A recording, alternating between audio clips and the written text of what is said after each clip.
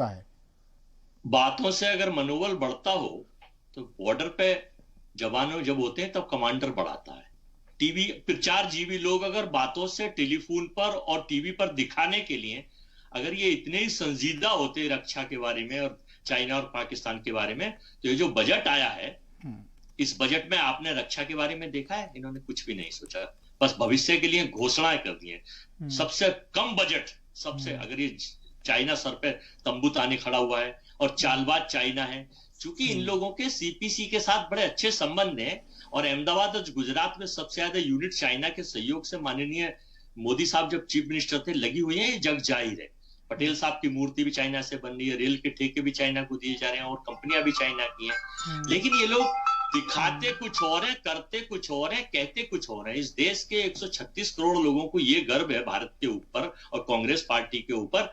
देखिए 70 साल तक आखिर ये वो लोग हैं कि भारत के जब आजादी से पहले इनकी गवाही के ऊपर 2 शहीदों को अंग्रेजों ने फांसी दे दी थी। ये उससे समर्थित लोग हैं और ये इतिहास की चीज है, मैं नहीं कह रहा। और सारे रिकॉर्ड गूगल पे जब आप बताते हैं, ये रिकॉर्ड भी गूगल पर है।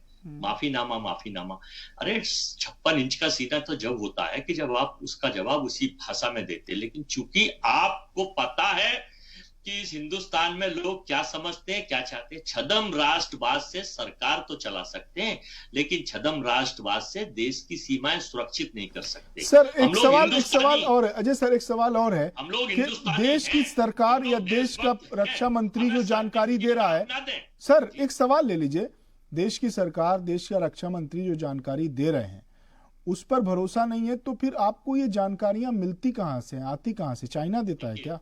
देखिए देश के रक्षा मंत्री क्या कह रहे हैं पूरा देश जान रहा है। पूरी सत्यता बताए ना देश को कि क्या हालात है। पहले भी जब देश ने यह सुना कि देश के प्रधानमंत्री गलत बयानबाजी कर रहे हैं, 136 करोड़ लोगों ने देखा और उसका सुधार पहली बार पीएमओ ने किया, तो भाई फिर तो हर चीज को समझना ही पड़ेगा, देखना पड़ेगा कि आखिर ये लोग, सरकार तो आप, मैं कहना छद्म राष्ट्रवाद से सरकार तो आप चला सकते हैं लेकिन जब मौका आएगा आपके ऊपर, रक्षा बजट में आपने बढ़ोतरी नहीं करी है, स्वास्थ्य बजट में आपने छलावा बजट जो दिखाया है, तो इसके पीछे की मंशा क्या है और हर क्षेत्र को आप प्राइवेटाइजेशन करते जा रहे हैं।